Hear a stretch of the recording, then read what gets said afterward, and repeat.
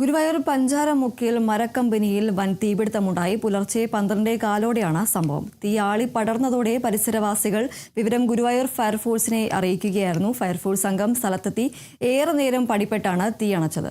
ആളപായമില്ല. അതേസമയം തീപിടുത്തത്തിന്റെ കാരണം വ്യക്തമല്ല.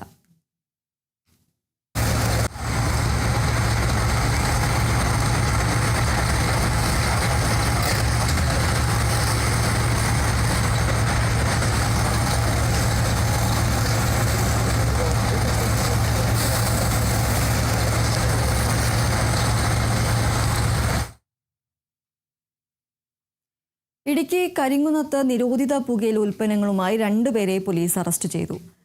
കഴിമറ്റത്ത് 105 പാക്കറ്റുകളുമായി അസം സ്വദേശിയായ റിയാജുൽ ഹക്കിനെയും നെല്ലാപ്പാറയിൽ 15 പാക്കറ്റുകളുമായി ഉത്തർപ്രദേശ് സ്വദേശിയായ അവധേഷ് സരോജിനെയുമാണ് കരിങ്കുന്നം പോലീസ് പിടികൂടിയത്.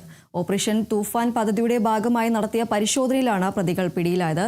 ഇരുവരുടെയും പക്കൽ നിന്നും ആകെ 120 പാക്കറ്റ് നിരോധിത പുകയില ഉൽപ്പന്നങ്ങൾ പോലീസ് പിടിച്ചെടുത്തു.